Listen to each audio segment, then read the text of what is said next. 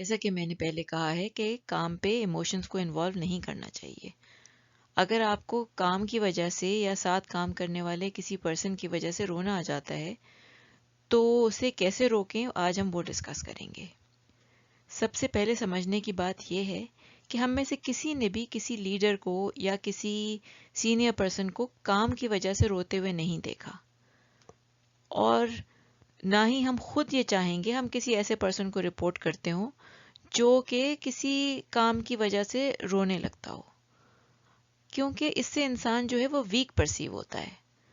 تو کوئی بھی جو پرسن روتا ہو وہ پروموٹ نہیں ہوتا، تو رونا جو ہے وہ آپ کے کریئر کے لیے بالکل بھی اچھا نہیں ہے. تو دو وجہیں ہوتی ہیں جس سے عام طور پہ ہم جن کی وجہ سے آفس میں ہم رونے لگتے ہیں.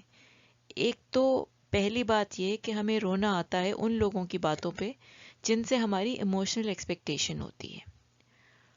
وہی بات اگر کوئی اور کرے تو شاید ہمیں اتنی بری نہ لگے. کچھ لوگ ہوتے ہیں جو اپنے سینئر لوگوں کو اپنا پرسنل ریلیشن شپ بنا کے ان کو ویسے پرسیو کرنے لگتے ہیں. کسی سینئر پرسن کو دیکھا تو آپ کو لگا کہ یہ تو ہمارے انکل ہیں یا یہ تو ہماری بڑی بہن کی طرح ہیں. یہ مت کریں، کیونکہ اس سے آپ کی سب کانشیسلی ان سے ایکسپیکٹیشن ہو جاتی ہے اور آپ ان کے ساتھ کمفرٹیبل ہو جاتے ہیں ان کے سامنے رونے کے لیے. یاد رکھیں کہ کوئی آپ کا کتنا ہی اچھا باس کیوں نہ ہو، کوئی کتنا ہی اچھا سینئر پرسن کیوں نہ ہو، اگر آپ اس کے سامنے روئیں گے تو آپ یہ میسج دے رہے ہیں کہ آپ ایک ویک پرسن ہیں، نہ صرف اس کو بلکہ اور لوگوں کو بھی، کیونکہ نیوز ٹریول کرتی ہے. تو بالکل بھی یہ دوسرے پرسن کو ایز اے کولیگ ہی ٹریٹ کریں اور اسے ایز اے کولیگ ہی رسپیکٹ دیں، اس کو اپنا پرسنل رشتہ دار پرسیو نہ کریں. دوسری بات جس کی وجہ سے ہمیں رونا آتا ہے وہ یہ ہوتی ہے کہ اگر ہمارے کام پہ کوئی ایسی نیگیٹو بات ہو جو ہماری پسند کی نہیں ہے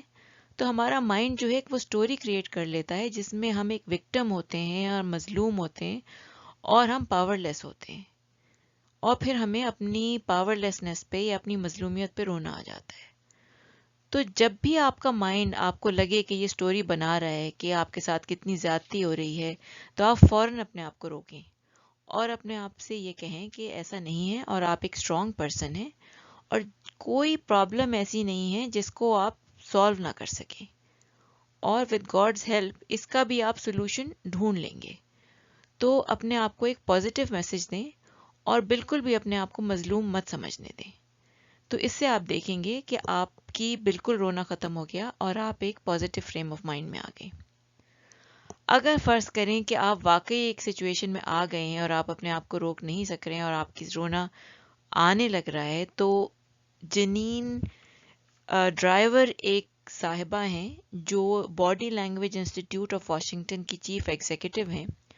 وہ کہتی ہیں کہ ایک ٹرک ہوتی ہے جو ہم استعمال کریں تو ہم اپنے ایموشنز کو ریسیٹ کر کے اپنا رونا روک سکتے ہیں.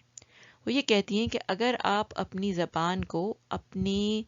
منہ کے ٹاپ والے حصے میں یعنی روف آف دا ماؤتھ پہ پریس کریں گے تو آپ کا مائنڈ جو ہے وہ اپنے ایموشنز کو ریسیٹ کر دے گا اور آپ کا رونا رک جائے گا. تو ورسٹ کیس سینیریو میں آپ یہ بھی یوز کر سکتے ہیں، لیکن پہلے ہی اپنے آپ کو روک لیں ایک پازیٹیو فریم آف مائنڈ میں آ کے کہ آپ مظلوم نہیں ہیں. اور یہ یاد رکھیں کہ آپ کی پروموشن نہیں ہوگی اگر آپ اپنے رونے پہ کنٹرول نہیں پا سکتے، تو اس کو کنٹرول کریں.